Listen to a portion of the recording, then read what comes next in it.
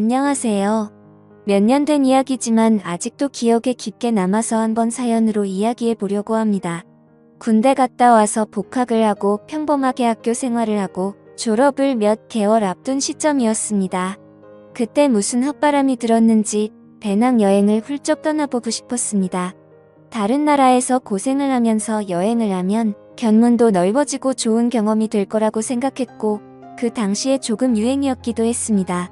졸업 후 취직할 때도 이력서에 쓸 수 있고 그때의 경험을 잘 살리면 취직에 유리할 수도 있다는 말도 어디서 주워들어서 배낭여행을 가야겠다는 확신이 생기자마자 부모님께 허락을 받으러 본가로 내려갔어요. 그 당시 자취를 하고 있었는데 부모님께 배낭여행 이야기를 했더니 대견해 하시면서 제 뜻이 그러면 다녀와 보라고 하시더라고요. 그래서 당연히 여행 경비를 달라고 손을 내밀었는데 제 학비랑 생활비 되는 것만으로도 빠듯하다고 정 다녀오고 싶으면 제가 직접 벌어서 다녀오라고 선을 그으시더라고요.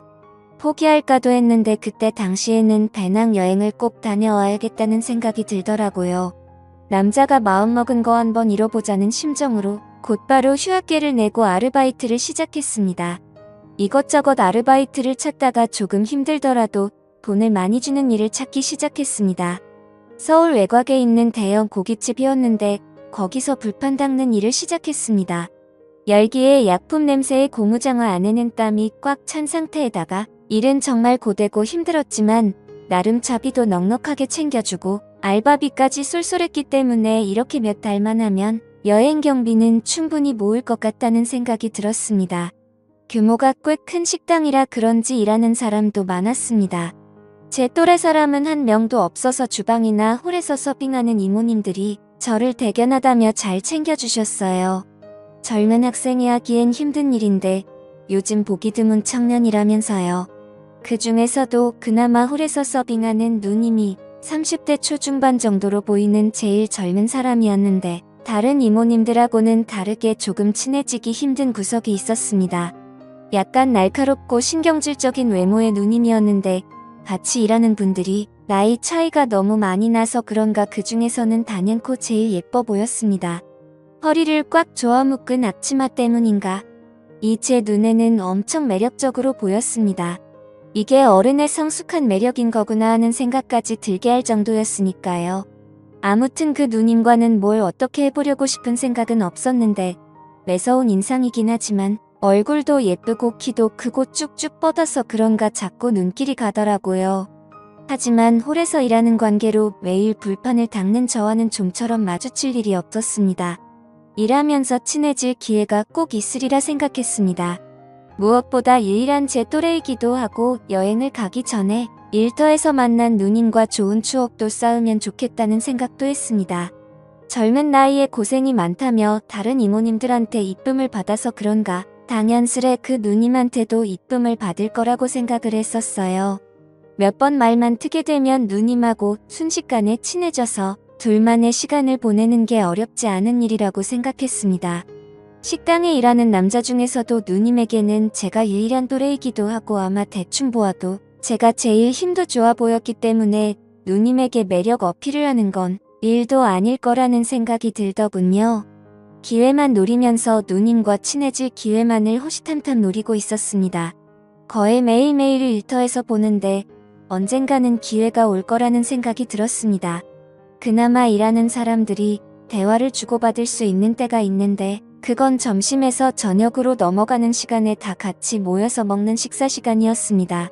여행까지 얼마 남지 않은 시간 동안 빨리 작업을 걸어야겠다는 생각이 들어 그날 점심에는 작정하고 그 누님의 맞은편 자리에 앉아서 밥을 먹었습니다.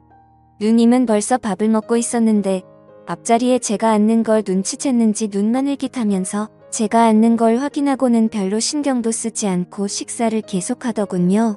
생각보다 차가운 누님의 반응에 의기소침해졌지만 이대로 포기할 제가 아니었습니다. 제 소개를 하면서 살갑게 인사를 건넸는데 돌아온 반응은 더욱더 차가웠습니다. 그녀는 저에게 말 걸지 말고 조용히 밥이나 먹으라며 대화 자체를 거부하더군요. 괜히 뻘쭘해져서 아무 말도 더 붙이지 못하고 그 자리에서 식사만 했습니다. 그런데 오히려 그 누님이 저를 무시하는 듯하는 차가운 반응에 저도 모르게 마음 안구석이 뜨거워지더군요. 저를 살짝 무시하며 짓누르는 듯한 태도가 오히려 그 누님을 정복해보고 싶은 욕심이 차올랐어요. 밥을 먹으면서 저런 태도의 누님을 굴복시켜 넘어뜨릴 생각을 하니까 짜릿해졌어요. 그 뒤로도 매번 틈 만날 때면 누님의 근처를 어슬렁대면서 말을 한번 붙여보려고 노력해봤지만 누님은 언제나 철벽을 치면서 저를 상대도 해주지 않았습니다.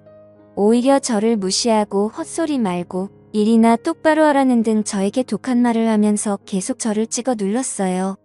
누님이 그렇게 저를 대할 때마다 끓어오르는 그 이상한 느낌을 참아내기에 점점 힘들어졌습니다. 그 차갑고 성숙한 미모가 오히려 그런 독한 성격과 더 잘 어울린다는 생각이 들었습니다. 이제는 누님과 친해져서 어떻게 기회를 노리는 게 아니라 그 누님이 저 없이는 견딜 수가 없도록 정복해버리고 싶었습니다. 비록 불판이나 닦는 허드렛 일을 하지만 기회만 있다면 할 수 있겠다는 자신이 있었습니다. 하루는 누님의 의의 모습을 발견했습니다. 잠깐 저녁으로 넘어가는 늦은 점심시간, 평소보다 조금 바쁜 하루를 보냈습니다. 점심때는 손님이 많이 없는 편인데 그날따라 점심 손님이 많아서 점심부터 불판을 닦느라고 지치더군요. 한 바퀴 돌고 나니 더 이상 몰려 들어오던 불판도 줄어들어서 땀에 찌든 몸을 좀 식히려고 밖으로 나와 숨을 돌리고 있었습니다. 땀 좀 식힐 겸 해서 주변을 산책하고 있었는데 저쪽 구석에서 누님이 쪼그려 앉아서 뭔가를 하고 있는 걸 발견했습니다. 다른 사람이면 그냥 지나쳤겠지만 쪼그려 앉아있는 뒷모습마저 엄청 매력적인지라 그냥 지나갈 수 없었습니다. 한발음에 누님에게 달려가 뭐 하시냐고 물어보러 가는데 그 차갑고 냉정하기만 한 여자가 맞는지 의심이 들 정도로 밝은 표정을 짓고 있는 누님을 발견했습니다. 누님이 쪼그려서 보고 있던 건 근처에 살고 있는 새끼 고양이였습니다.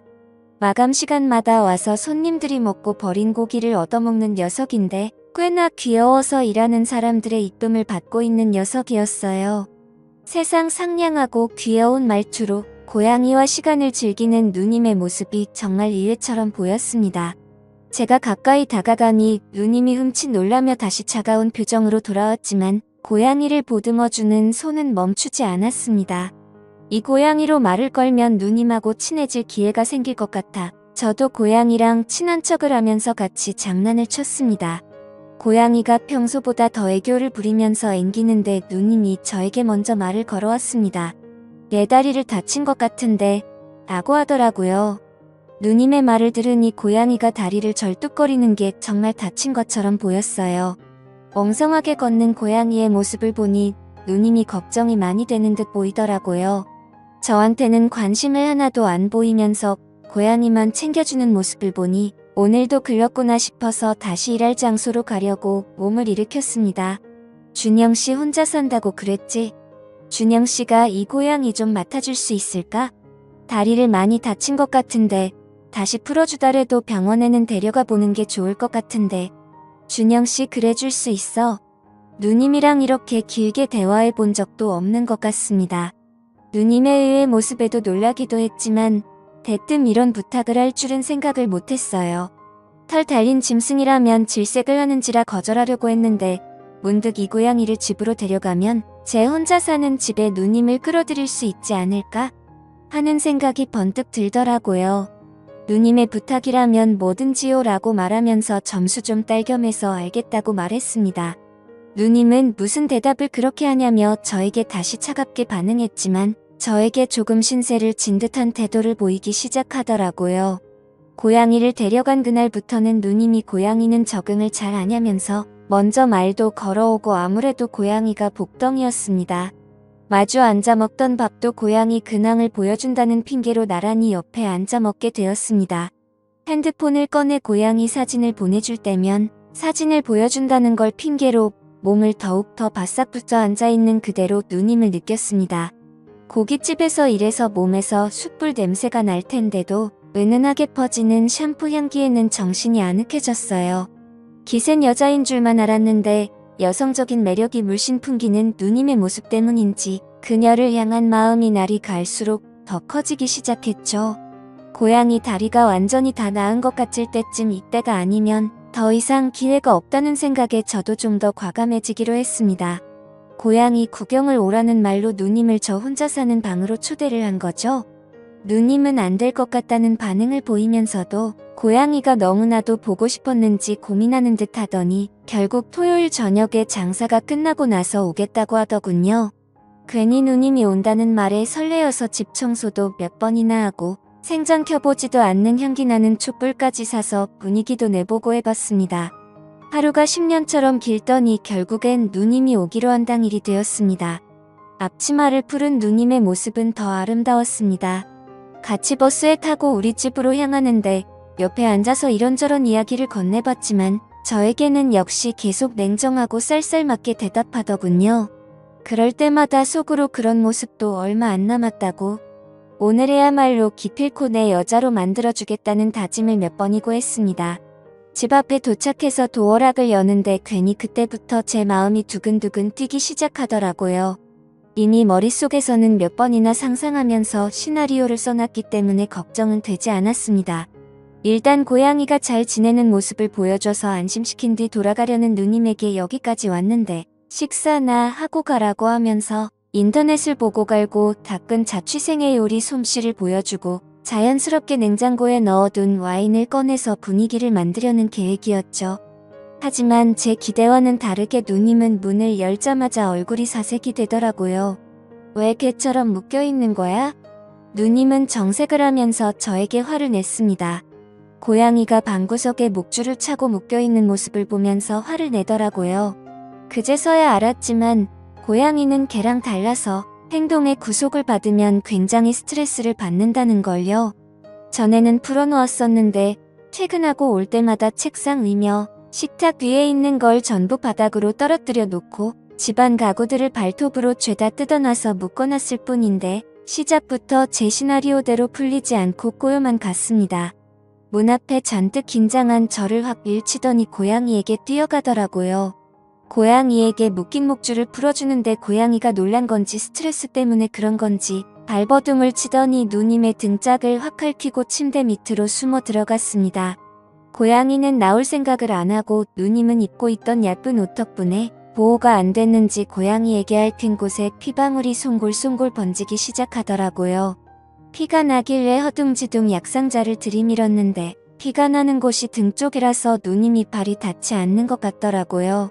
갑자기 좋은 생각이 떠올라 누님에게 제가 약을 발드리겠다고 너스레를 떨면서 약을 발라주는데 세상 부끄러운 표정을 한 누님은 기센 척을 해도 천상 여자더라고요.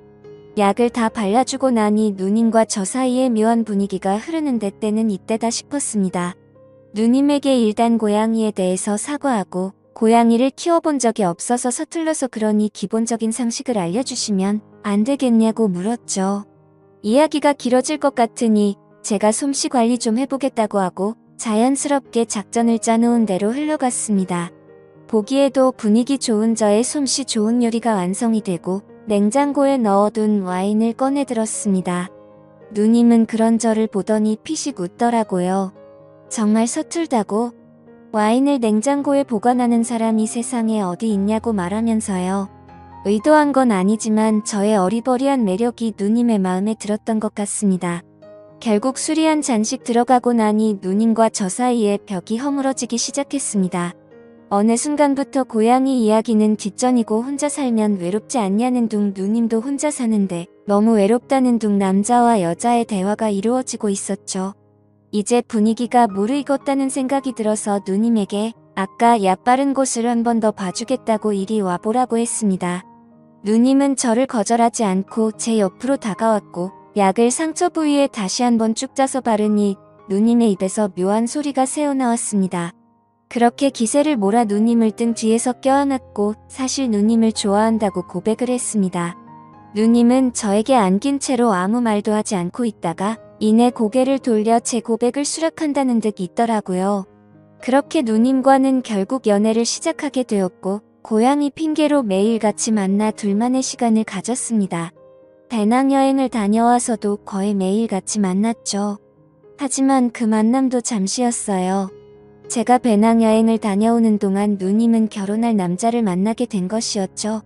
몇 년이나 지난 이야기지만 아직도 그 고양이는 제가 키우고 있습니다.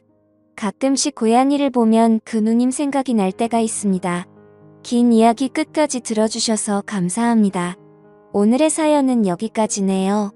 긴 사연 끝까지 들어주셔서 감사합니다. 구독과 좋아요 부탁드려요.